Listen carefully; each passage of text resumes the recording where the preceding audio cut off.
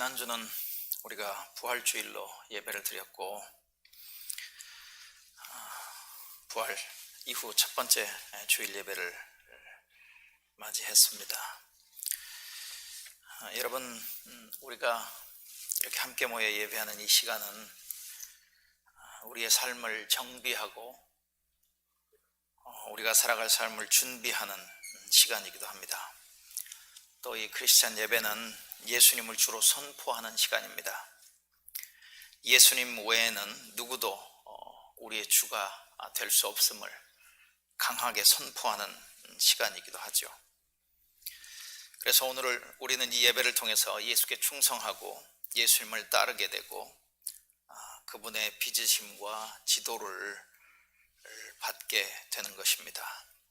우리는 예수님 안에서 하나님을 보는 것이죠.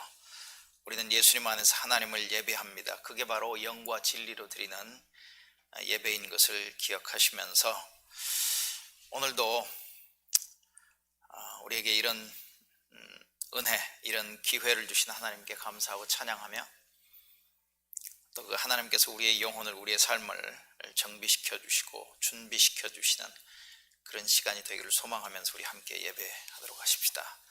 우리 다 같이 묵도하시겠습니다. 우리 침묵 가운데 하나님을 우리의 예배 가운데 초대하시고 또 우리도 하나님의 그 초대를 들어보시길 바랍니다. 나도 전해받은 중요한 것을 여러분에게 전해드렸습니다.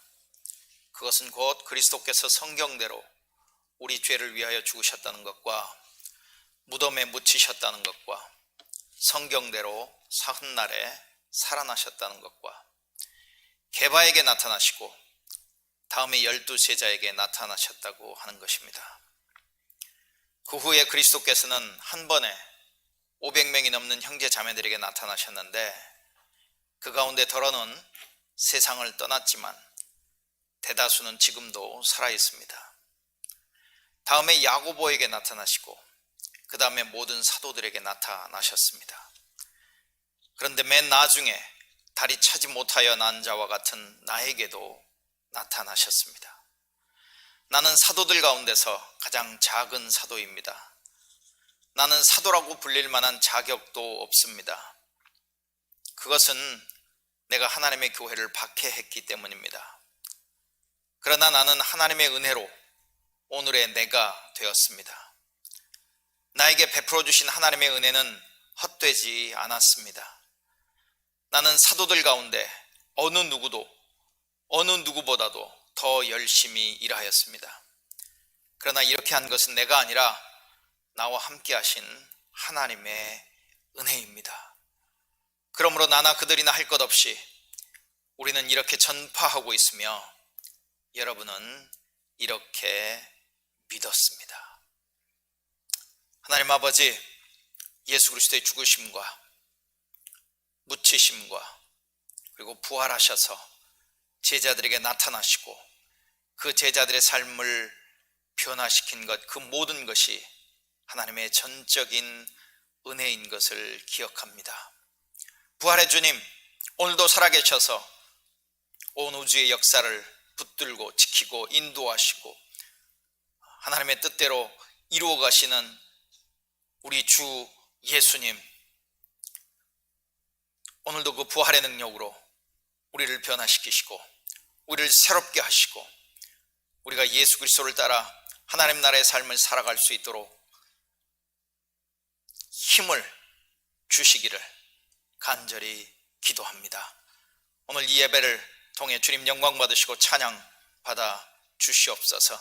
이 예배를 통해 우리의 영혼을, 우리의 삶을 새롭게 회복시켜 주시옵소서.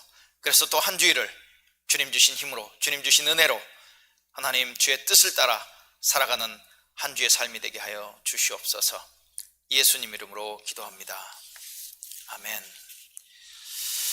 우리 지존하신 주님 이름 앞에 오늘 예배는 찬양이 세 곡이 있습니다.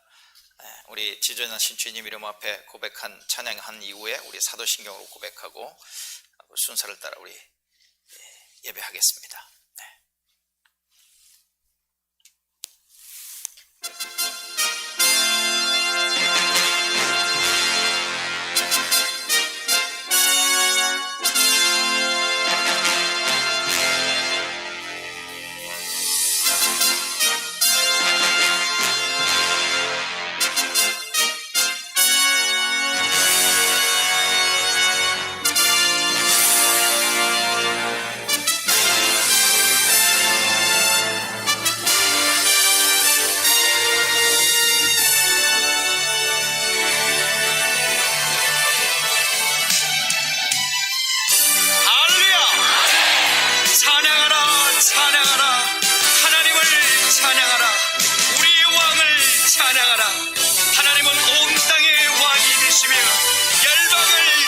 전능하시니 그의 이름을 선포합시다. 지존하신 주님 이름 앞에 모두 무릎 꿇고 다 경배. 거룩하신 주님 보좌 앞에 엎드려 절하세. 예수는 그리스도, 예수는 주, 하나님의 영으로 경배드리리.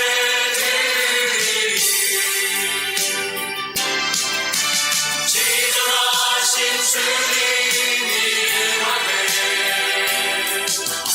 모두 무릎 꿇고 다 경배. 거룩하신 주님 보좌 앞에 엎드려 절하세. 예수는 그리스도, 예수는 주, 하나님의 영으로 경배드리리.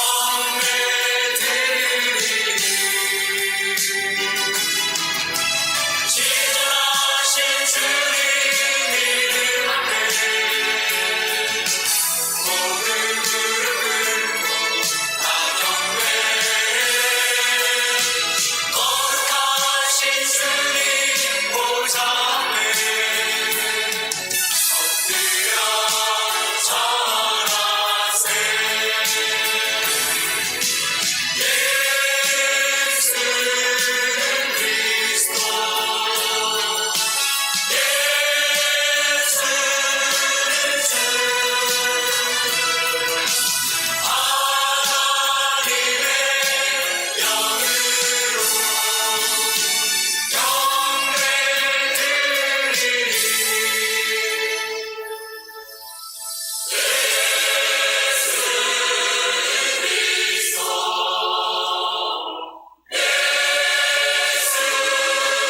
주, 하나님의 영으로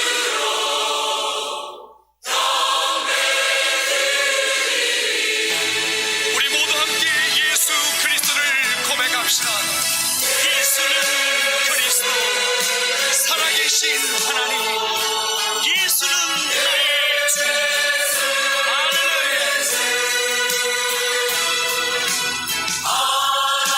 하나님의 영으로 경배드리리.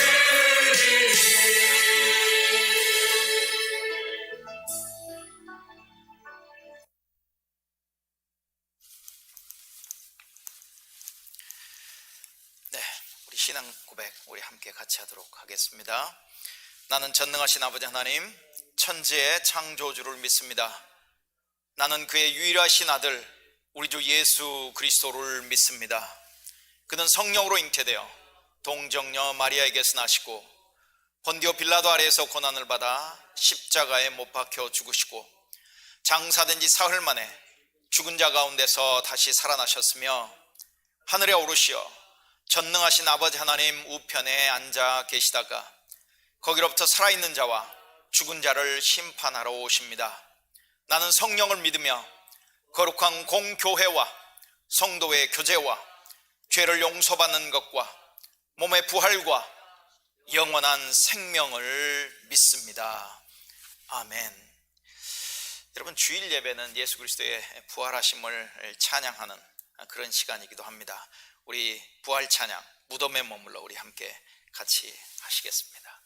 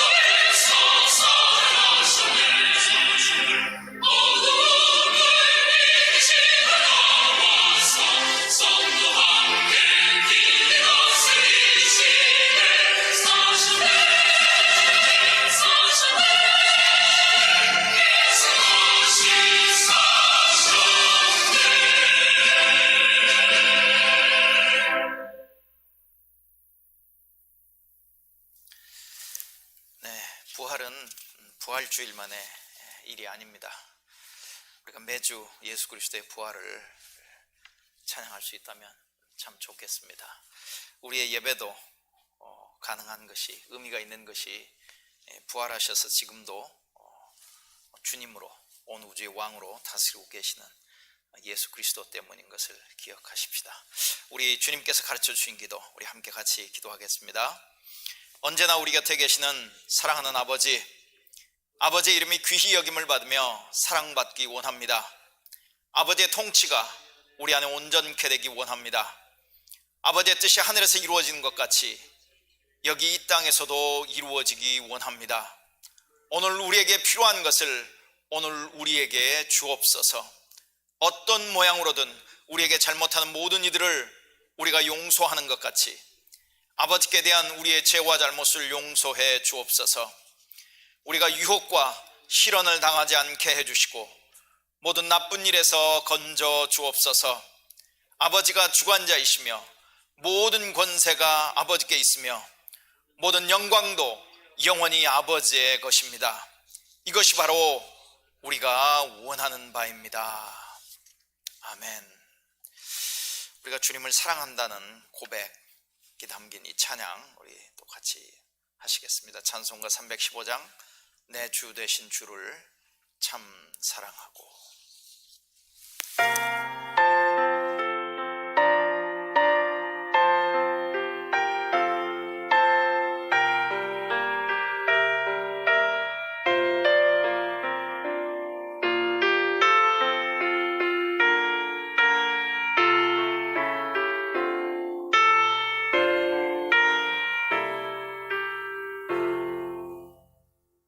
내 주 되신 주를 참 사랑하고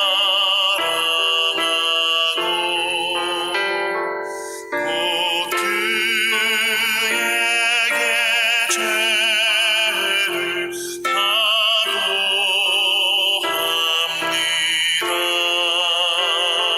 그는 은혜를 주신 내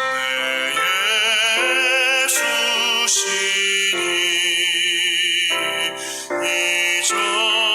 이전보다 더욱 사랑하시네.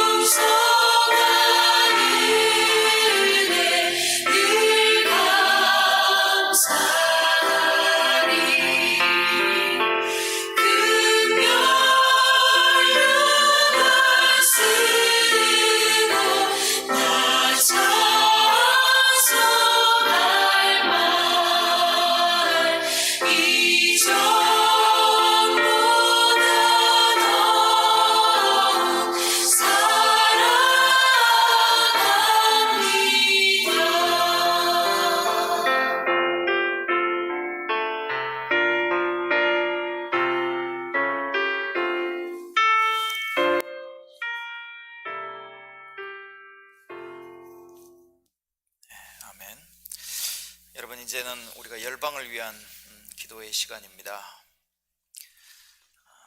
오늘 열방을 위한 기도는 알바니아를 위해서 기도할 텐데요. 알바니아, 그리스 북서쪽에 위치하고 있고, 아마 사도 바울을 통해서 아니면 또 다른 사도들을 통해서 가장 일찍 복음을 받아들인 곳 중에 한 곳이 알바니아입니다. 알바니아, 그리스 북서쪽이고요. 그 이탈리아의 동쪽으로 이렇게 바다 건너 동쪽에 있는 그런 곳입니다.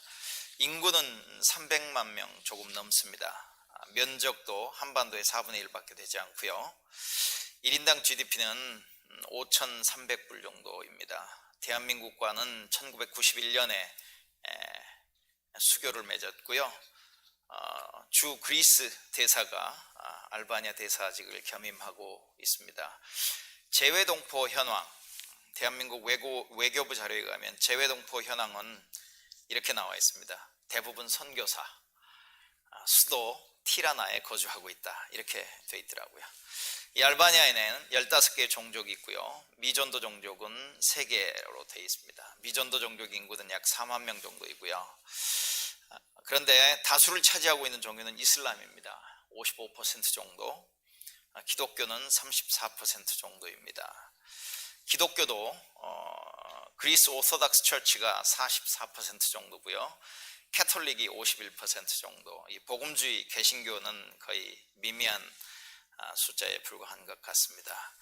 그런데 여러분, 오늘부터 4월 12일, 아니 내일 4월 12일부터 5월 12일까지가 라마단 기간입니다. 이슬람의 라마단 기간이고, 그 이슬람의 라마단 기간 중에 특별히 우리 기독교에서는 정말 이슬람권에도 그들이 예수 그리스도를 알 수 있기를 위해서 기도하는 기도의 시간들이 참 많고, 기도의 운동이 많이 일어나고 있습니다. 여러분도 기억하시면서 라마단 기간에 여러분 같이 기도에 동참해 주시면 좋겠고요. 아마 그 달라스에 보면 미션 달라스라고 하는 그 단체가 있습니다. 이제 교회와 선교사와 목회자들이 모여 있는 그런 단체에서 이런 특별한 기간중이 되면 그렇게 그 기도 제목들을 나눠줍니다. 저한테도 이제 제가 거기에 등록이 돼 있어서 저한테도 기도 제목이 오는데, 저에게 기도 제목이 오면 여러분들에게 포워드 하겠습니다. 그러면 그 기도를 보고 잠깐이라도 정말 그들이 참 하나님이요 참 인간이신 예수 그리스도 안에서 참된 생명, 참된 소망, 참된 인생의 목적을 찾을 수 있기를 위해서 여러분 같이 기도해 주시면 좋겠습니다. 자, 오늘 열방을 위한 기도, 알바니아 기도에 여러분 동참해 주시기 바랍니다.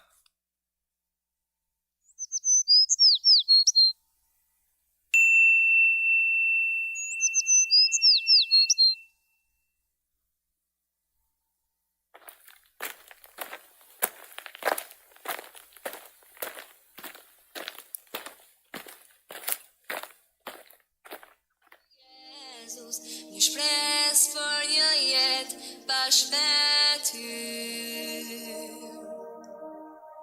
하나님 아버지, 이 시간 알바니아를 위하여 기도드립니다.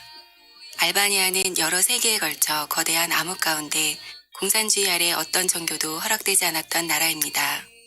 하지만 1990년에 금지령이 없어지고 1998년에는 법적으로 종교의 자유가 주어지면서 이 땅에 복음의 문이 열리게 하셨음을 주께 감사합니다. 유럽에서는 보기 드물게 국민의 다수가 이슬람을 믿는 나라이지만 거의 찾기 힘들었던 복음주의 크리스찬의 숫자가 늘어나고 알바니아 교회가 조금씩 성장하면서 이제는 주변 나라들로 선교사들을 파송하게 된 것을 감사합니다. 알바니아 사람들이 많은 무슬림 국가에서 극도로 환영받고 코소보, 마게도니아, 터키, 보스니아에서 거두고 있는 열매들을 인해 감사합니다. 이들의 삶을 변화시킨 신앙의 간증들이 곳곳에 복음의 씨앗이 되게 하시옵소서. 이 땅의 사람들이 말씀에 계속적으로 열려있게 축복하시고 이 작은 나라를 사용하셔서 주변에 있는 무슬림 국가들에게 복음을 선포하는 축복의 통로가 되기를 간구합니다. 하지만 알바니아는 경제적, 도덕적으로 무엇보다 영적인 많은 부분에서 새롭게 세워져야 합니다. 이 모든 과정을 주께서 세밀히 간섭하시고 교회와 믿는 자들이 이 사회에 선한 영향력을 끼치게 하시옵소서. 인구의 57%를 차지하는 무슬림의 대부분은 이슬람을 문화적인 측면에서 받아들이고 종교적으로 깊이 있는 신앙심을 가지고 있지 않습니다. 살아계신 하나님의 능력이 알바니아 무슬림들 가운데 나타나서 그들이 참 하나님을 깊이 만나게 하시옵소서. 아직 많은 마을에서는 복음주의 기독교를 접할 수 있는 기회가 없는데 진리의 말씀에 굳게 선 복음주의 교회들이 이 땅 곳곳에 개척되게 하시고 많은 영혼들이 주께로 돌아오게 하시옵소서. 정부 지도자들이 하나님을 경외하며 사회에 만연한 부정부패를 없애고 주의 정의로 나라를 다스리게 하시옵소서. 많은 영적 리더들이 이 땅에 세워져서 복음을 선포하며 보혈의 능력이 이 땅을 덮어주시기를 기도합니다. 예수 그리스도 이름으로 기도드립니다. 아멘.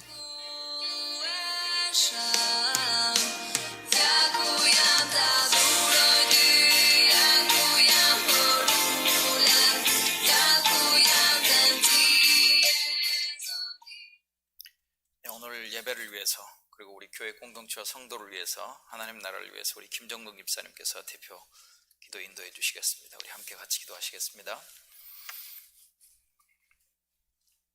다 같이 기도하시겠습니다. 하나님 감사합니다. 오늘도 저희들의 귀한 주일 허락하셔서 함께 예배드리게 해주셔서 감사합니다.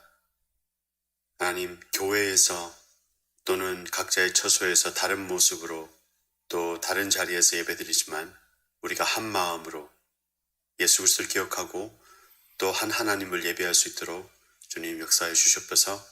하나님, 어려운 상황 가운데서 또 나아지지 못하는 상황 가운데서도 하나님, 우리가 소망을 가지고 하나님을 기다리며 또 하나님의 때를 기다리며 또 하나님의 뜻을 구하며 예배할 수 있도록 주님 도와주십시오. 하나님, 하나님의 뜻을 믿습니다. 하나님의 계획을 믿습니다. 하나님께서 우리에게 주신 것들에 감사할 줄 알고 또 주시지 않은 것에 욕심내지 않을 수 있는 우리 삶이 될 수 있도록 도와주시고, 주님 주신 말씀을 통하여 우리 삶이 변화되어지고 하나님의 말씀이 우리 삶 가운데 구현되어지는 놀라운 은혜가 있을 수 있도록 도와주십시오. 하나님, 칼리 스테이션 가운데 허락하신 저희 교회를 기억하여 주시고, 우리가 이곳에서 하나님께서 우리를 부르신 것처럼 하나님 이곳에서 하나님의 뜻을 이루어드리고 또 하나님의 말씀을 자랑하고 하나님의 복음을 전할 수 있는 그런 하나님의 삶을 살 수 있도록, 지금 이 시대 가운데 사시는 마지막 예배자를 살 수 있도록 주님 도와주셨어서 오늘 예배 가운데 주님 목사님의 입술 가운데 하나님 성령의 은사를 더하시사 우리에게 정말 살아있는 하나님의 말씀을 흘러게 하시고 또 그 말씀을 통하여서 우리가 하나님을 더 깊이 생각하고 또 하나님을 사랑할 수 있는 그런 한 시간의 예배가 될 수 있도록 도와주십시오. 하나님, 이 주일의 예배뿐만 아니라 우리 삶 가운데 드려진 예배로, 우리 삶이 온전한 예배로 하나님께 드려질 수 있도록 도와주십시오. 사랑합니다. 그리스도 예수 이름으로 기도드렸습니다. 아멘. 네, 오늘 말씀은 요한복음 21장 15절부터 19절까지의 말씀을 보도록 하겠습니다. 요한복음입니다. 요한복음 가장 마지막 챕터이죠.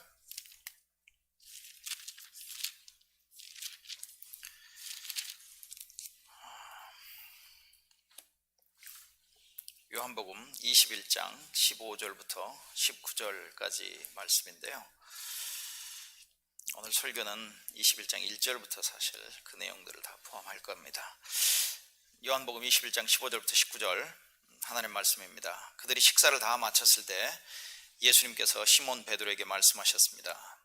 요한의 아들 시몬아, 네가 이 모든 사람들보다 나를 더 사랑하느냐? 베드로가 대답했습니다. 예, 주님, 제가 주님을 사랑한다는 것을 주님께서 아십니다. 예수님께서 말씀하셨습니다. 내 양을 먹여라. 다시 예수님께서 베드로에게 말씀하셨습니다. 요한의 아들 시몬아, 네가 나를 사랑하느냐? 베드로가 대답했습니다. 예, 주님, 제가 주님을 사랑하는 줄을 주님께서 아십니다. 예수님께서 말씀하셨습니다. 내 양을 돌보아라. 세 번째로 예수님께서 베드로에게 말씀하셨습니다. 요한의 아들 시몬아, 네가 나를 사랑하느냐? 예수님께서 자기에게 세 번씩이나 네가 나를 사랑하느냐고 물으셨기 때문에 베드로는 거의 울상이 되었습니다. 그리고는 예수님께 대답했습니다. 주님, 주님께서는 모든 것을 아십니다. 제가 주님을 사랑하는 것도 주님께서는 알고 계십니다. 예수님께서 베드로에게 말씀하셨습니다. 내 양을 먹여라. 내가 너에게 진리를 말한다. 네가 젊었을 때는 내 혼자 힘으로 옷도 입고 네가 원하는 곳으로 갔지만 나이가 들게 되면 네가 팔을 벌리겠고 다른 사람이 내게 옷을 입힐 것이며 다른 사람이 내가 원하지 않는 곳으로 너를 데려갈 것이다. 예수님께서 이렇게 말씀하신 것은 베드로가 어떤 죽음으로 하나님께 영광을 돌리게 될지를 보여주시려는 것이었습니다. 이 말씀을 하시고 예수님께서는 베드로에게 나를 따르라고 말씀하셨습니다.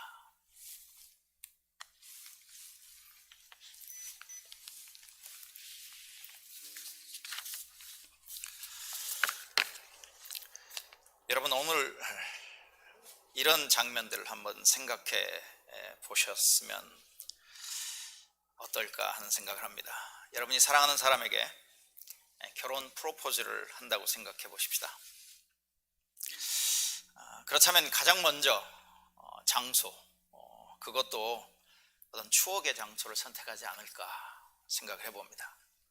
처음 만난 장소라든가 처음 사랑을 고백한 장소라든가 아니면 두 사람에게 어떤 특별한 의미가 있는 그런 장소를 선택하지 않을까 생각을 해보게 됩니다. 그리고 나서 그 장소에서 프로포즈를 하기 전에 멋있는 로맨틱한 식사를 함께 할 수 있다면 참 좋겠죠. 만약에 그 장소가 태평양 바다가 내려다 보이는 언덕 위의 레스토랑이라면 더 좋지 않을까라는 생각도 해보게 됩니다. 그곳에서 사랑하는 사람과 함께 사랑하는 사람이 좋아하는 음식 그리고 케이크 등을 함께하는 식사의 시간을 갖는 것이죠. 그 식사를 하는 동안 그 테이블 위에는 두 사람의 사랑을 상징적으로 보여주는 어떤 물건이나 꽃이나 아니면 어떤 선물을 준비해 놓을 수도 있겠습니다.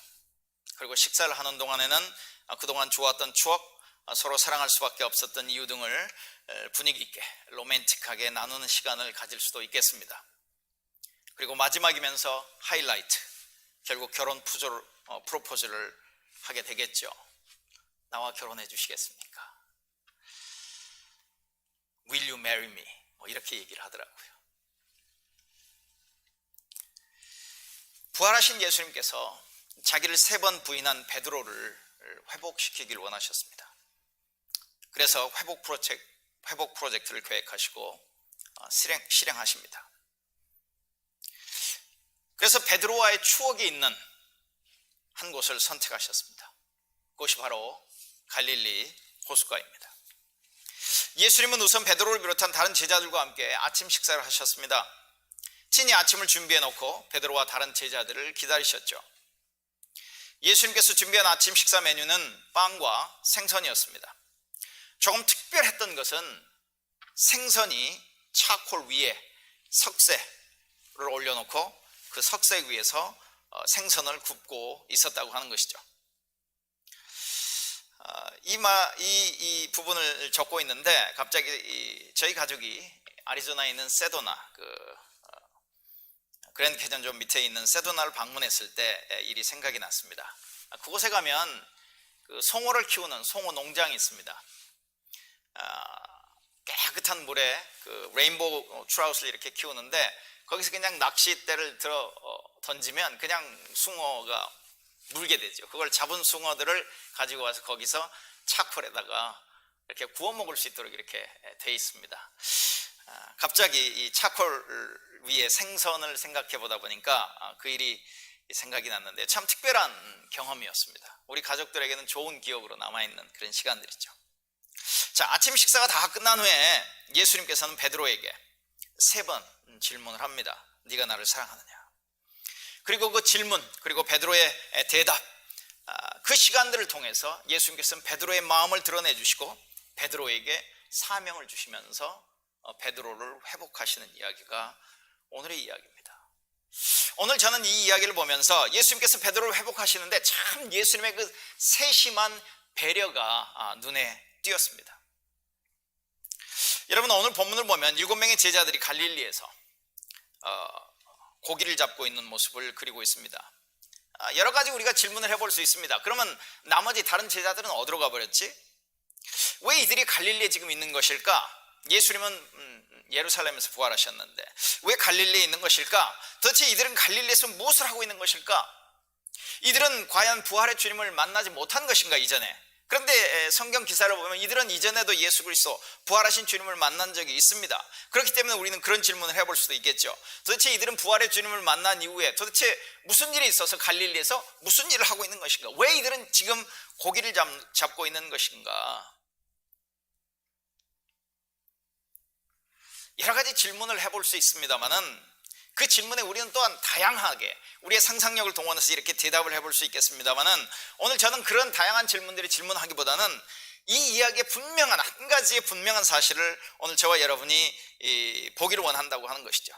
오늘 이 본문은 부활하신 예수님께서 베드로, 특별히 베드로, 그리고 그 베드로 옆에 있었던 다른 제자들도 분명히 포함시키는 부분이 있었을 것입니다. 베드로와 다른 제자들을 회복하시기 원한 그들을 회복시키기 위해 부활의 주님께서 그들을 찾아오셨다고 하는 사실입니다. 그 중에서 특별히 베드로를 회복하기 원하셨습니다. 그리고 베드로의 회복 프로젝트는 베드로와 예수님과의 그 추억의 장소에서 시작이 됩니다. 베드로의 회복을 위해서 추억의 장소를 선택하신 예수님의 그 세심한 배려, 우리는 그것을 한번 생각해 볼 수 있습니다. 베드로의 첫사랑, 어찌 보면 베드로의 첫 고백을 생각나게 하는 그 장소를 선택하셔서 예수님은 베드로를 회복하기를 원하십니다. 그래서 베드로의 회복을 위해 선택하신 장소는 다른 어떤 곳이 아닌 갈릴리 호숫가였습니다. 부활하신 예수님께서 이른 아침에 갈릴리 호숫가에 찾아오셨습니다. 제자들은 예수님인지 몰랐죠? 어떻게 몰랐을까? 그것도 여러 가지 우리가 생각해 볼 수 있습니다만은 거기에 우리의 시선을 돌리지 않고 그냥 제자들은 여전히 멀리 떨어져 있는 상황 속에서 갈릴리 호숫가에 서 있는 예수님을 몰랐다는 것으로 마무리하고 넘어가겠습니다. 이 갈릴리 호숫가는 예수님께서 베드로를 풀타임 사역으로 부르셨던 그런 장소였습니다. 갈릴리 호숫가는 베드로가 모든 것을 버리고 예수님을 따라 나섰던 그 장소였다고 하는 것이죠. 여러분, 오늘도 보십시오. 아침 이른 시간입니다. 밤새 수고했지만 한 마리의 고기도 잡지 못한 상황이었죠. 부활하신 예수님께서 제자들에게 찾아오셨습니다. 그리고 멀리 떨어져 있는 곳에서 그들에게 이렇게 묻죠. 너희들 고기 한 마리도 잡지 못했지? 잡았느냐? 이렇게 묻는 게 아니고요. 사실 그 내용은 너희들 지금까지 고기 한 마리도 잡지 못했지?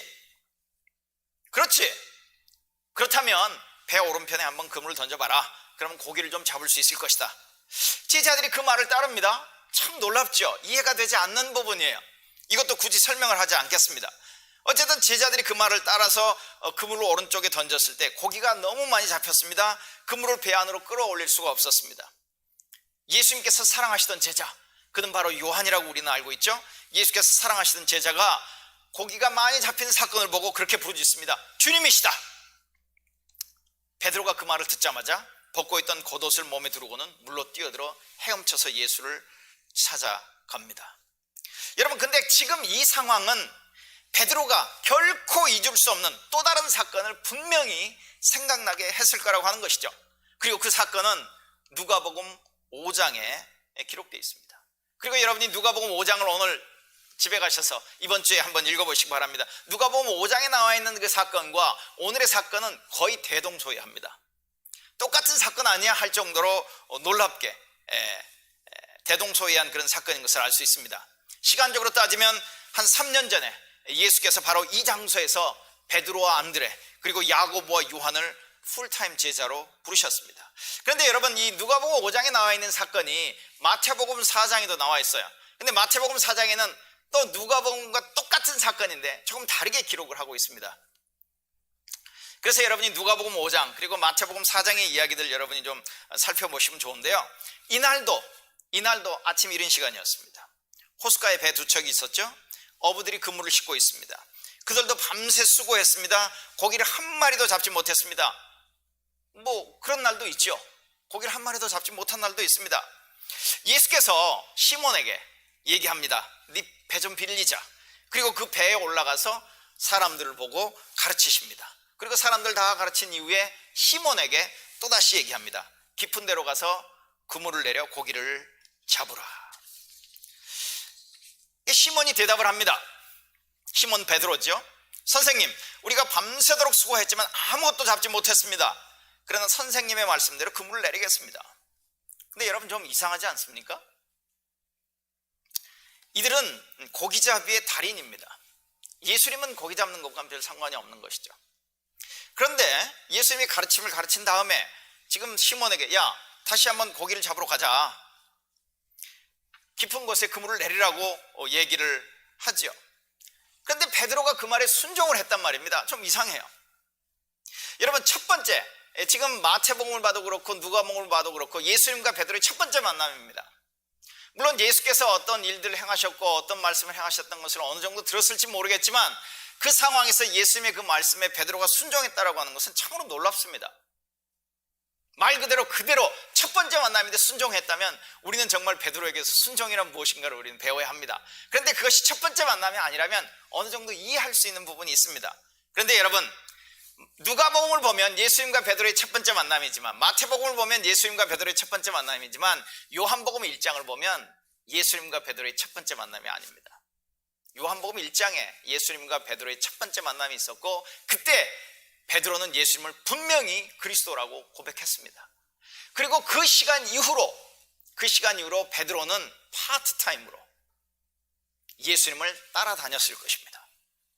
아마 가나 혼인잔치도 있었을 것이에요. 다른 중요한 장소에도 아마 있었을 것입니다. 그렇기 때문에 이 장면에서 베드로가 예수님이 하셨던 말씀을 듣고 예수님의 말씀에 순종해서 그물을 던졌을 때 많은 고기를 잡았다고 하는 것은 충분히 우리에게 더 이해가 될 수 있는 사건이라고 하는 것이죠. 어쨌든 시몬이 예수님의 말씀에 순종해서 그물을 던지고 많은 고기를 잡게 되죠. 이때 시몬 베드로가 그 사건을 경험하고 나서 예수님 앞에 엎드려서 말합니다. 주님, 제게서 떠나 주십시오. 저는 죄인입니다. 그리고 나서 예수님께서 그들을 부르십니다. 이제 풀타임 제자로 부르시죠. 그때 베드로를 비롯해서 안드레, 야고보, 요한이 모든 것을 버려두고 즉시 예수님을 따랐다고 성경은 기록하고 있습니다. 예수님께서 베드로를 회복하기 원하셨을 때 예수님이 선택하신 첫 번째 세심한 배려는 그를 만나서 그를 부르셨던, 그리고 베드로가 나는 죄인입니다라고 고백하면서 예수 그리스도께 모든 것을 헌신하며 따랐던 그 장소를 예수님이 선택하셨다는 것은 우연이 아니었다고 하는 것이죠.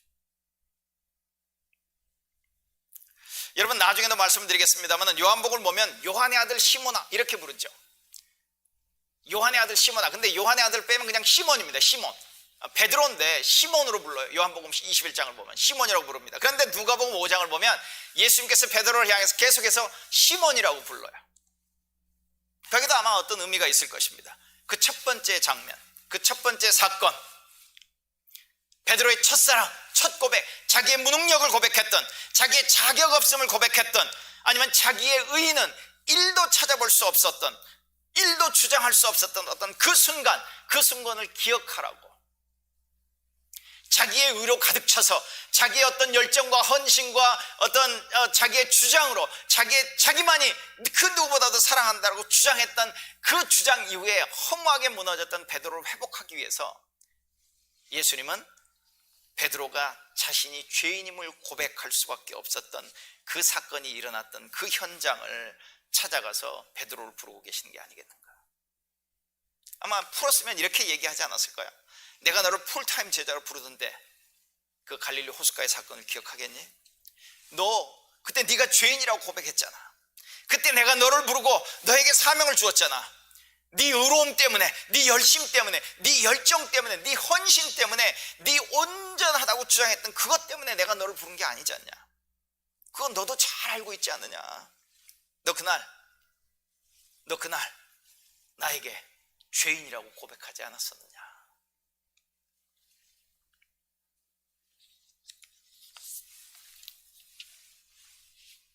예수님께서 세심하게 배려하신 흔적을 우리는 볼 수 있습니다. 여러분이 처음 믿음을 고백했던 때를 기억하십니까? 예수를 믿기로, 예수를 따르기로 작정했던 때, 자기 자신이 하나님 앞에서 아무것도 아닌 것을 깨닫고 경험하고 고백했던 그런 순간, 그래서 불러주시고 자녀 삼아주신 하나님의 은혜에 전적으로 감사했던, 여러분의 첫사랑의 순간, 첫사랑의 고백, 천 헌신의 고백의 시간들을 여러분 기억하십니까?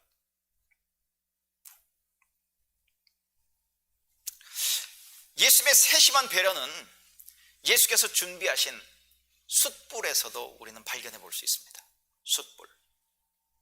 숯불은 부인의 상징입니다. Peter's denial. Yes, denial. 부인입니다. 부인. 와이프가 아니고요. 회복을 위해서는 부인의 상징인 숯불을 준비하셨고, 그 준비하시는 것을 통해서 우리는 예수님의 세심한 배려의 모습을 볼 수 있다고 하는 것이죠. 예수님은 베드로가 부인했던 것을 직접적으로 지적하는 대신에 그것을 상징적으로 보여주는, 그렇지만 상징이었지만 굉장히 강력하게 베드로의 부인을 지적하고 있는, 드러내는 그러한 상징인 숯불을 예수님께서는 여기서 사용하고 계시다고 하는 것이죠. 여러분, 물론 이미 베드로가 3번 부인하고 났을 때 누가복음을 보면 예수님의 눈과 베드로의 눈이 마주쳤죠. 그리고 그 눈빛을 통해서 예수님은 많은 것들을 얘기하셨을 수도 있었겠지만, 오늘은 특별히 숯불이라고 하는 단어를 사용해서 그것을 상징을 통해서 예수님은 베드로, 네가 부인하지 않았느냐, 그러나 난 너를 회복하기를 원하신다라고 하는 그 예수님의 그 세심한 배려의 모습을 보여주고 있다고 하는 것이죠. 이 숯불이라고 하는 단어요, 요한복음에 딱 2번 나옵니다. 신약 성경 전체를 틀어서 딱 2번 나오는 단어입니다. 이 숯불이라고 하는 단어. 첫 번째가 요한복음 18장 17절부터 18절에 나옵니다. 그리고 그 장면은 베드로의 첫 번째 부인의 장면에서 나오는 것이죠. 들어보세요. 그때 문지기 하녀가 베드로에게 말하였다. 이건 요한복음의 기록입니다. 그때 문지기 하녀가 베드로에게 말했다. 당신도 이 사람의 제자 가운데 한 사람이죠? 베드로는 아니요 하고 대답하였다. 날이 추워서 종들과 경비병들이 숯불을 피워놓고 서서 불을 쬐고 있는데 베드로도 그들과 함께 서서 불을 쬐고 있었다. 그러니까 숯불은 그냥 숯불인 게 아니에요. 여러분, 우리말에도 그런 거 있잖아요. 뭐 자라보고 놀란 것은 소뚜껑 보고 놀란다고. 어떤 사건을 보면 옛날에 트라우마가 있으면 그것을 보는 순간 그 트라우마들이, 그 옛날의 기억들이 이렇게 밀려오는 거 여러분 보실 수 있죠. 숯불이 바로 그렇다고 하는 거예요. 예수님께서는 아마 의도적으로 그 숯불을 피워놓으셨을 겁니다. 물론 숯불구이, 생선구이를 해주고 싶은 마음도 크셨겠지만, 여러분 21장 9절 보십시오. 오늘 본문 21장 9절 보시면 이렇게 되어 있습니다. 그들이 땅에 올라와 보니, 예수님의 말에 순종하고 고기를 엄청 잡은 다음에 이제 그들이 고기를 추려가지고 이제 호숫가로 올라왔죠. 그들이 땅에 올라와 보니 숯불을 피워 놓았는데, 헬라어로도 똑같은 단어입니다. 숯불을 피워 놓았는데 그 위에 생선이 놓여 있고 빵도 있었다. 숯불 앞에서 3번 부인한 베드로, 이제 예수께서 피워 놓으신 숯불 앞에서 회복되는 베드로의 모습을 우리는 볼 수 있는 것이죠. 그래서 어느 분은 이렇게 설명했더군요. 베드로가 예수님의 명예를 손상시킨 바로 그 자리에서 예수님께서는 베드로를 회복시키시며 신뢰하신다. 추억의 장소를 선택하셨습니다. 부인의 상징인 숯불을 선택하셔서 베드로의 회복을 세심하게 지금 이끌고 계시는 예수 그리스도의 모습을 볼 수 있죠. 예수님은 또한 베드로를 환대하십니다. 환대해 주세요. 베드로의 회복을 위해서 베드로를 환대하시는 그 예수님의 세심한 그 배려의 모습을 우리는 볼 수 있다고 하는 것이죠. 베드로와 다른 제자들을 위해서 예수께서 손수 차린 아침 식사, 그 아침 식사에 초대하시는 예수님입니다. 여러분, 특별히 아침 식사는 드물죠. 여러분 아침 식사 초대받아 본 적 있으신가요? 아마 거의 없을 겁니다. 저녁 식사는 초대받을 수 있습니다. 점심 초대받을 수 있습니다. 근데 아침 식사는 참 초대받기 쉽지 않죠. 예수님이 아침 식사를 준비해서 베드로를 초대하고 계십니다. 예수께서 이렇게 제자들에게 얘기하시죠. 너희가 지금 잡은 생선을 좀 가져와라. 그리고 와서 아침을 먹어라. 그리고 예수님께서 친히 제자들에게 가까이 가셔서 빵을 집어서 그들에게도 주시고 이와 같이 생선도 주셨다. 성경 기록하고 있습니다. 빵을 집어서 빵을 부러뜨리고 그들에게 나눠주시고 생선도 그렇게 했다라고 하는 이야기는 오병이의 사건을 기억나게 합니다. 또한 최초의 성만찬 사건도 기억나게 하는 거예요. 그래서 레슬리 뉴비긴이라고 하는 선교사이면서도 그 신학자이신 분이 이렇게 설명을 합니다. 그분은 광야에서 먹이신 사건과 성찬을 상기시키는 언어로 말씀하시면서 떡과 생선을 가져다가 그들에게 주신다. 이걸 자세하게는 설명하지 않겠습니다. 어쨌든 오병이의 사건을 기억나게 하시는 거예요. 그리고 성만찬을 기억나게 하시면서 그들을 환대하시고 그들과 함께 식사의 교제를 나누시는 예수 그리스도의 모습을 볼 수 있다고 하는 것이죠. 예수께서 베드로와 다른 제자들을 아침 식사에 초대하시고 함께 식사하셨다는 것은 베드로와 다른 제자를 받으셨다는 말입니다. 그들과의 교제를 회복하셨다는 의미라고 하는 것이죠. 여러분, 한국 사람에게도 모든 것이 밥이면 다 통하는 그런 이야기가 있습니다. 몇 가지만 얘기하면 이렇죠. 여러분, 어떤 사람에게 되게 고마운 마음을 품으면 어떻게 얘기하죠? 언제 한번 밥 먹자 이렇게 얘기하죠. 근데 사이 나쁜 사람에게는요, 그 사람하고 식사하자고 얘기합니까? 나 그 사람하고 밥 먹기도 싫어, 밥 먹기도 싫어 이렇게 얘기하잖아요. 네, 여러분, 식사는 먹는 것 이상의 의미가 있습니다. 우리의 문화도 그렇고 유대의 문화는 더더욱 그렇습니다. 식사는 먹는 것 이상의 의미가 있어요. 만약 저희 부부가 여러분을 우리 집에 저녁 식사로 만약 초대했다, 아침 식사로 만약 초대했다, 그렇다면 그것은 한 번의 식사로 여러분의 배고픔의 문제를 해결해 주기 위해서 여러분을 초대한 것은 아닐 겁니다. 다른 것은 아마 몰라도 교제하자는 의미가 거기에 포함되어 있지 않았겠어요? 아니면 격려의 의미가 있을 수도 있고요, 감사의 의미가 있을 수도 있고, 부탁의 시간일 수도 있고, 관계 회복의 시간일 수도 있고, 싸우자고 비난하자고 핏대 올리자고 아마 아침 식사나 저녁 식사를 초대하지는 않을 겁니다. 여러분, 김성주라고 하는 그 아나운서를 여러분 아시는지 모르겠습니다. 지금은 이제 프리랜서 아나운서로 참 활동이 많더라고요. 이분이 그 자기의 이야기를 하는 가운데서 우연찮게 처음에 KBS에 아나운서로 어플라이를 했답니다. 그런데 놀랍게도 자기는 아나운서를 꿈을 꿔본 적도 없고 아나운서를 그렇게 소망해본 적도 없었는데 그냥 일사천리로 파이널 인터뷰까지 갔대요. 근데 파이널 인터뷰에서 떨어졌답니다. 그래서 그 다음에 또 했대요. 또 파이널 인터뷰까지 갔대요. 또 떨어졌대요. 그 과정을 몇 번을 거쳤답니다. 다른 사람이 볼 때는 아나운서의 재질이 있었나 봐요. 그런데 어쨌든 끝까지 가는데 끝에서 계속 떨어지는 거예요. 마지막 2명을 뽑는데 뭐 7명 중에서 2명 뽑는데 떨어지고 너무 낭망이 돼가지고요, 이분이 너무 지쳐서 이제 다 포기를 하고, 그 당시 자기 집이 충주에인가 뭐 있었다고 그래요. 충주에 그냥 내려갔답니다, 자기 집에를. 그랬더니 어머니가 아무 말씀도 하지 않으시고 아들이 좋아하는 된장찌개를 끓여주더래요. 그거 먹고 자기가 위로를 얻고 쉼을 얻고 회복하고 다시 올라왔다는 걸 얘기를 하는 그 고백을 좀 들어봤는데요. 여러분, 복음서를 보아도 예수님께서는 죄인들과 식사를 많이 하셨습니다. 그리고 그 일로 굉장히 비난을 받으셨어요. 그렇지만 예수님은 멈추지 않고 그렇게 식사를 하셨습니다. 그래서 드디어 여러분, 누가복음 15장에는 그 유명한 돌아온 탕자에 대한 이야기가 나오죠. 그 누가복음 15장의 서두에 보면 이런 말씀이 있죠. 바리새파 사람들, 그리고 율법학자들, 종교 지도자들이잖아요. 종교 권력자들이잖아요. 영향력 있는 사람들이잖아요.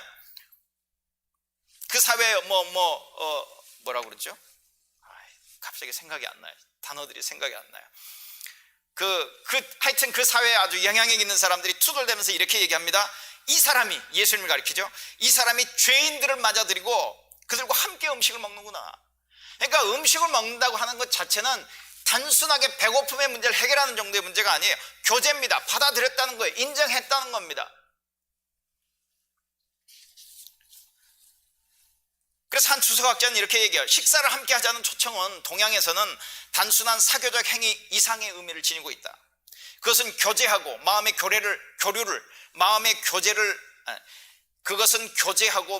교류를 나누자는 초청이다. 또 이렇게도 얘기합니다. 예수님께서 차려주신 밥상이라고 하는 책을 쓰신 분이요, 이렇게 적었어요. 1세기 지중해 유역의 사회에서 밥상 교제의 중요성은 아무리 강조해도 지나치지 않을 것이다. 식사는 개인이 영양분을 섭취하는 일 그 이상이었다. 다른 사람의 식사에 초대받는 것은 그들과의 우정, 친밀함, 일치를 드러내는 상징적인 의식이었다. 또한 식사 초대는 관계가 소원해진 사람들이 다시 화해하는 통로가 되기도 했다. 정확하게 이 일이 갈릴리 호숫가에서 숯불 위에 구워놓은 생선을 나누면서 지금 일어나고 있는 일이라고 하는 것이죠. 예수님의 이 세심한 배려. 근데 예수님의 이 세심한 배려가 이것만으로 끝나지 않습니다. 예수님이 베드로의 심장을 찌르는, 그래서 정말 베드로에게는 아픔이었겠지만 그 아픔이 되는 질문을 온화하게 하셨던 것 같아요. 칼같이 그냥 한 질문이 아니라 온화한 따뜻한 질문을 통해서 베드로를 회복하고 계시는 예수님을 저는 상상해 봅니다. 세심하게 배려하시는 예수님의 모습을 볼 수 있어요. 그래서 베드로 대신에, 베드로가 감히 자기 스스로는 결코 얘기할 수 없는 그 베드로의 마음을 예수님이 드러내셔서, 그 질문을 통해서 드러내셔서 지금 베드로를 회복하고 계시는 예수님의 모습을 우리는 읽어볼 수 있다고 하는 것이죠. 예수님께서 베드로에게 네가 나를 사랑하느냐고 3번 질문을 하죠. 그리고 그 질문의 목적은 책망이나 비난이나 정죄가 아닌 것 같아요. 베드로의 마음, 베드로의 진심을 드러내기 위한, 회복을 위한 그런 질문이었다고 저는 생각합니다. 예수님은 비록 베드로가 자기를 3번 부인했지만, 베드로가 반드시 실패했어야 했지만 자기를 사랑한다는 것을 아셨죠. 그리고 예수님은 그런 베드로의 마음을 베드로 대신에 드러내주고 싶었던 것 같습니다. 베드로의 마음을 아시기에 그래서 질문하십니다. 어찌 보면 질문이라기보다는 베드로를 대신해서, 베드로가 도저히 자기 입으로는 다시 말할 수 없는, 그래서 예수께서 대신해 줄 수 있는 그런 일을 지금 예수께서 하고 계시는 게 아닌가. 왜냐하면 여러분, 지금 베드로는 몇 번에 걸쳐서 부활하신 주님을 만났습니다. 오늘도 우리가 사도신경을 고백했고 예배 전에 고린도전서 15장 말씀을 보았지만, 예수께서 베드로에게 첫 번째로 나타나셨거든요. 물론 가장 먼저 나타났던 사람은 막달라 마리아라고도 얘기할 수 있습니다만 베드로에게 나타나셨어요. 베드로가 이제 그 자기가 부인했던, 십자가에 처형당했던 부활하신 예수님을 만났는데, 만났던 첫 번째 순간에 여러분 베드로가 확 바뀌었겠습니까? 아니요, 아니었던 것 같아요. 우리는 그렇게 생각하는 것 같아요. 부활하신 주님이 베드로를 바꿨다고 그러니까 순식간에 그 변화들이 짧은 시간에 일어났을 것 같은데요, 베드로가 그 부활한 주님을 보고 얼마나 방황했을까요? 얼마나 곤란했을까요? 얼마나 고통스러웠을까요? 얼마나 어찌 보면 혼란스러웠을까요? 그렇다고 그 부활하신 주님을 만났는데 탁 나타나서, 아 주님께 제가요 며칠 전에는요 상황이 뭐 이랬으니까 이런데 제가 주님 사랑하신 줄 아시죠? 먼저 그렇게 얘기할 수 있었을까요? 여러분 같으면 할 수 있었을 것 같아요.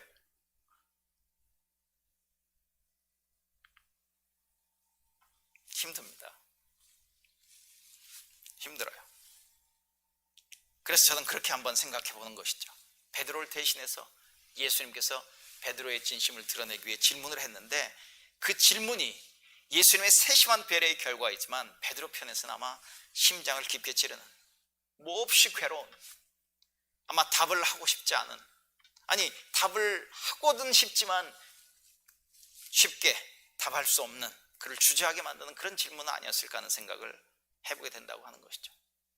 여러분, 이 본문에서 베드로가 사랑하다, 예수님이 사랑하다라고 하는 단어가 서로 뭐 헬라어로는 다른 단어로 쓰였고 그걸 가지고 서로 다르게 설명을 하고 있습니다만은 거의 대부분의 성경학자들은 그렇게 이해하지 않습니다. 그냥 똑같이 문학적인 작품으로 어떤 강조 내지는 어떤 그 상황을 단순하게 똑같은 단어로 설명하기 전에 그냥 혼용해서 그 단어를 사용하고 있다고 하는 것이죠. 그 정도의 코멘트로 여러분 여기서 넘어가기로 하고요. 베드로에게 예수님이 3번 질문을 하시는데 왜 3번이었을까? 당연히 여러분 생각해 볼 수 있죠. 예수님의 3번의 질문은 베드로의 3번의 부인을 생각나게 하죠. 그래서 한 주석가는 이렇게 잘 정리했습니다. 삼중적인 부인은 삼중적인 위임을 통하여 말끔하게 씻기고 용서받았다. 근데 여러분 여기서 3번의 질문이 있는데 첫 번째 질문을 우리가 한번 생각해 볼 필요가 있습니다. 첫 번째 질문은 다른 2번의 질문과 약간 달라요. 이렇습니다. 첫 번째 질문을 이제 쉬운 성경으로, 세번역 성경으로 보면 이렇게 얘기합니다. 요한의 아들 시몬아, 네가 이 사람들보다 나를 더 사랑하느냐? 이렇게 번역이 되어 있어요. 그리고 두 번째, 세 번째는 그냥 네가 나를 사랑하느냐 이렇게 되어 있습니다. 근데 첫 번째는 네가 이 사람들보다 나를 더 사랑하느냐 이렇게 되어 있어요. 근데 우리 세번역에는 이 사람들보다라고 번역이 되어 있지만 원어를 보면 이 사람이라고 번역할 수도 있고 다른 것으로도 번역할 수 있는, 그냥 중성 명사를 이렇게 사용하고 있습니다. 정확히 몰라요. 해석자에 따라서 좀 달라질 수 있어요. 그런데 이 사람들보다 아니면 이것들보다 나를 더 사랑하느냐 이렇게 번역을 해볼 수 있는데 도대체 이 의미가 뭘까? 저는 두 가지를 설명을 드리려고 합니다. 베드로가 예수님을 부인하기 전에 예수님에게 자기의 충성을 맹세할 때 어떻게 얘기했죠? 얘네들 다 도망갈 거예요. 근데 저는 안 도망갈 겁니다. 이렇게 얘기했죠. 다른 말로 얘기하면 쟤네들의 헌신이나 사랑보다 제 사랑이 정말 더 낫습니다. 저를 믿어주세요라고 하는 그 베드로의 장담을 한번 우리가 볼 수 있죠. 생각할 수 있죠. 그렇다면 네가 이 사람들보다 네가 이것들보다 더 사랑하느냐라고 얘기했을 때 예수님이 이런 의도로 묻지 않으셨을까 생각해 봅니다. 너 이 다른 제자들보다 나를 더 사랑한다라고 그랬는데 너 여전히 얘네들보다 나를 더 사랑한다고 너 얘기할 수 있겠니? 합당한 질문이죠. 네. 근데 여러분 베드로가요. 네, 쟤네들보다 베드로의 대답을 보면 비교가 없습니다. 그냥 주님 제가 주님 사랑하는 걸 아시잖아요 라는 대답으로 끝납니다. 두 번째, 이것들보다 또는 이 사람들보다라고 했던 거는 아마 이런 의미가 있지 않았을까 싶어요. 네가 그렸던 그 그리스도, 메시아, 유대인의 왕, 그리고 네가 그 그리스도가 이룰 것이라고 예상했던 그 그림 속에 포함됐던 모든 것들, 그리고 그 안에는 네 성공도 포함되어 있었겠지. 그 모든 것들보다 지금의 나, 십자가에 처형당했다가 부활해서 나타난 그 나를 너는 그 어떤 것보다 네가 생각했던 성공과 네가 생각했던 어떤 그리스도가 이루는 그 모든 일들보다 네가 더 나를 사랑하니? 라고 물었는지도 모릅니다. 베드로가 이렇게 대답하죠. 주님, 그렇습니다. 내가 주님을 사랑하는 줄 주님이 아십니다. 근데 여기 우리말에는 그냥 주님 계속 주님으로 되어 있는데요. You know that I love you. You know that I love you. 근데 거기에 you라고 하는 게 강조가 되어 있어요. 제가 종종 얘기 드리잖아요. 헬라어에는 주어를 생략합니다. 그냥 동사에 다 주어가 포함되어 있어요. 그런데 굳이 주어를 표현한다는 얘기는 강조하는 겁니다. You know that I love you. 당신 알고 있는데 왜 질문하십니까? 라고 하는 의미일 수 있을까요? 그 다음에 you know라고 할 때 그 know의 그 시제를 보면 완료형이에요. 다른 말로 얘기하면 이미 오래전부터 내가 주님을 사랑하는 줄 주님이 이미 알고 계시지 않습니까? 라고 하는 이야기예요. 이제 와서 새삼스럽게 내가 주님을 사랑한다는 거 주님 아시지 않습니까? 이 얘기가 아니라 그동안의 관계 속에서 내가 주님을 사랑하는 걸 아시지 않습니까? 근데 이런 내용에는 그런 내용도 포함됐겠죠. 사랑하지만 내가 실패했습니다. 뭐 이런 이야기. 네, 베드로의 달라진 대답의 모습을 볼 수 있죠. 예수님은 네가 이것들보다 네가 이 사람보다 나를 더 사랑하느냐고 물었을 때 그냥 You know that I love you. 그게 다예요. 그리고 예수님에 대한 강조, 예수님이 이미 알고 있다고 하는 사실에 대한 강조가 포함되어 있다고 하는 것이죠. 그래서 한 주석가가 이렇게 표현했어요. 베드로의 그 긍정적인 대답은 자신의 사랑의 힘에 대한 자신감이 아니라 예수님의 지식의 확실성에 근거한 긍정이다. 이제는 자기가 아닌 예수님의 그 지식, 예수님이 자기를 알고 있다라고 하는 그 확실성에 근거한 대답이다. 이렇게 얘기를 해요. 세 번에 걸친 질문. 그리고 베드로가 그 일로 인해 몹시 힘들어하죠. 불안해했다라고도 번역할 수 있고요. 근심했다, 슬퍼했다, 고통스러워했다라고 또 얘기를 합니다. 그러면서 이렇게 얘기합니다. 주님께서 모든 것을 아십니다. 당신이 모든 것을 아닙니다. You know everything. 거기 또 you가 강조되어 있어요. 이미 알고 있지 않습니까? 그러므로 내가 주님을 사랑하는 줄 주님께서 아십니다. You know that I love you. 여기에 you know는 지금도 내가 당신을 사랑하고 있다는 걸 알고 있지 않습니까? 라고 하는 의미가 포함되어 있습니다. 과거부터 지금까지 내가 주님을 사랑하지 않아서 내가 주님을 부인했던 게 아닙니다라고 하는 그런 의미로 베드로가 얘기하고 있는 것 같아요. 이 세 번의 질문을 통해 예수님은 베드로를 회복하십니다. 마지막으로 예수님의 세심한 배려는 이것으로 끝나지 않습니다. 베드로에게 사명을 주십니다. 베드로의 대답이 끝날 때마다 이렇게 얘기하죠. 내 양을 먹여라. 내 어린 양떼를 먹여라. 또 질문합니다. 대답합니다. 내 양떼를 쳐라. 세 번째 또 질문합니다. 대답합니다. 내 양떼를 먹여라. 놀랍지 않아요? 베드로가 이 말을 들었을 때 정말 충격이었을 것 같지 않습니까? 어떻게 자기에게 그 일을 맡기시냔 말이에요. 더더군다나 참된 목자이신 분은 예수입니다. 근데 내 양을 먹이라고 그러잖아요. 그러니까 그 얘기는 뭐냐면 나하고 함께 일하자는 이야기잖아요. 초청이잖아요. 이 동역하자는 이야기잖아요. 이민사회에서는 제가 LA에서 4년 정도 살았는데 이민사회에서 보면 동역했다가 참 아픔을 겪는 사람들이 참 많습니다. 네, 너무 좋은 관계에서 시작했다가도 이렇게 좋지 않은 관계로 끝나는 경우도 많고요. 재산적인 피해를 입은 사람도 많은데 예수님이 동역하자고 하는 것은 결코 실패할 수 없는 동역이잖아요. 내 양을 먹여라. 내 양을 먹여라. 내 양을 쳐라. 그리고 마지막에 오늘 본문을 보면 뭐라고 그러죠? 나를 따르라. 여러분, 갈릴리 호숫가 첫 번째 그 사랑의 고백이 있었을 때 예수님이 나를 따르라고 부르셨잖아요. 오늘도 나를 따르라요.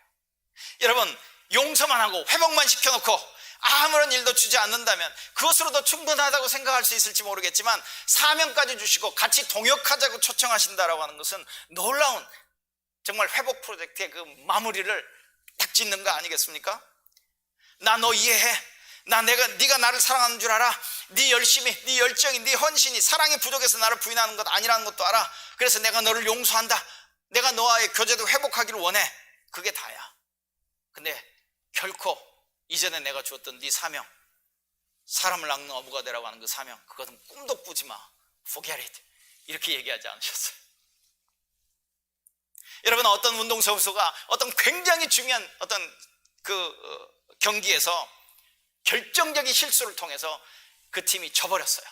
그리고 정말 스투피드한 플레이를 통해서, 아니면 감독의 지시를 듣지 않아서 져버렸어요. 그래서 뭐 결승전에 올라갈 걸 올라가지 못했어요. 아니면 우승할 걸 놓쳐버렸어요. 만약 그랬다면 나중에 감독이 그럴 수 있겠죠. 불러가지고 그래, 너 이해해. 그럴 수도 있어. 실수할 수도 있지. 그런 상황이면 나도 너같이 아마 했을 거야. 그렇게 등등등 얘기하고는 즉시로 빼버리고 그 다음에 한 번도 기용을 하지 않아. 이제 그 팀에서. 그건 회복이 아니죠. 그렇지 않겠어요? 여러분, 혹 여러분에게도 이런 예수 그리스도의 회복이 여러분에게도 필요하시지 않으세요? 이렇게 세심하게 배려하시고 따뜻하게 회복시키시는 그 예수님,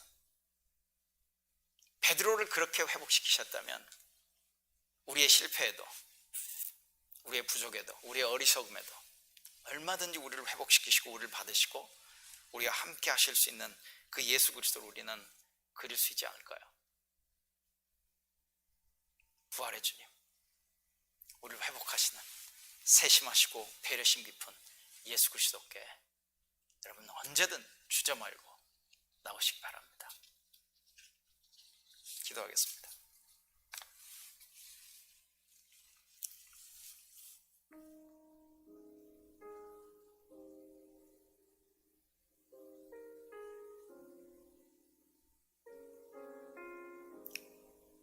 예수님께서 베드로를 회복시키는 과정을 생각해 보십시오.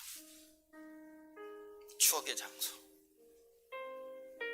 첫사랑, 첫 고백의 장소, 순수했던 그때, 죄인임을 고백했던 그때. 그렇지만 베드로의 부인, 그것을 드러내실 때 참 칼로 도려내듯 드러내신 게 아니라 따뜻하게, 그렇지만 분명하게 드러내시는 예수님의 그 세심한 배려를 볼 수 있지 않습니까? 더더군다나 친히 식사를 준비하시고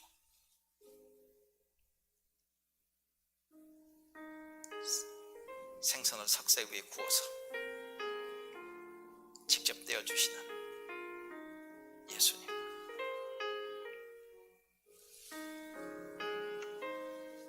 그리고 그 마음을 드러내시기 위해서 세 번의 질문,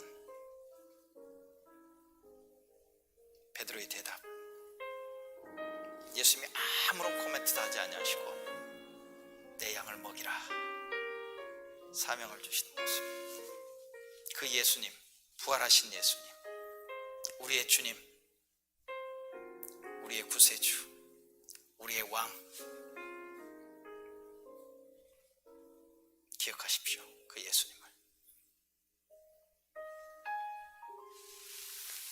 이제는 부활하시고 자기를 3번 부인한 베드로에게 나타나 세심하고 배려심 깊게 그를 회복시키신 우리 주 예수 그리스도의 은혜와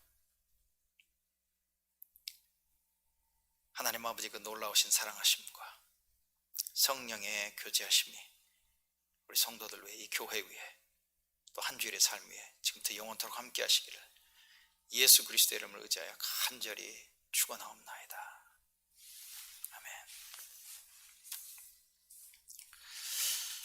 여러분, 우리는 이렇게 예배를 하지만 우리 유년주일학교도 이렇게 선생님들이 잘 준비한 그 동영상을 통해서 온라인으로 이렇게 예배를 합니다. 여러분, 그 동영상을 다 보신 분들이 계신지 모르겠습니다만은 거기를 보면 부모님들이 아니면 선생님들이 나와서 찬양을 인도를 하고요. 어떤 부모님은 자기 자녀가 나와서 이렇게 찬양 인도를 하고, 또 부모님들이 돌아가면서 대표 기도도 하고, 네. 그 다음에 이제 설교를 하고요. 바이링걸로 설교도 하고, 그 다음에 이제 마지막에 그 크래프트 시간이 있는데, 크래프트는 우리 박형묵 선생이 하더라고요. 근데 이제 크래프트 시간 전에 아이들이 그 전주에 그 크래프트 시간이나 예배 시간에 어떤 모습이었는지를 사진을 찍어서 부모님들이 이렇게 보내주면 그걸로 이렇게 그 슬라이드를 만들어서 보여주는데 참 좋더라고요. 저희들도 이렇게 예배하지만 또 그 유년주일학교 예배를 위해 수고하시는 우리 선생님들도 계십니다. 또 중고등부도 줌으로 이렇게 예배하는데 중고등부는 우리 중고등부 선생님들 이렇게 수고하시는데 감사합니다. 보이지 않지만 우리와 함께 또 아이들 신앙을 위해서 이렇게 수고해주고 애쓰시는 분들이 계신 분 여러분 기억해 주시고, 또 그분들 격려해 주시고, 또 자녀들이 그 예배에 잘 참여할 수 있도록 또 이렇게 여러분이 옆에서 협조해 주시면 참 좋고, 그 누구보다도 기도가 필요한 그런 가정입니다. 여러분 기억하시고 기도해 주시기 바랍니다. 네, 오늘 예배 여기서 이렇게 마치겠습니다. 감사합니다. 또 다음 주에 뵙겠습니다.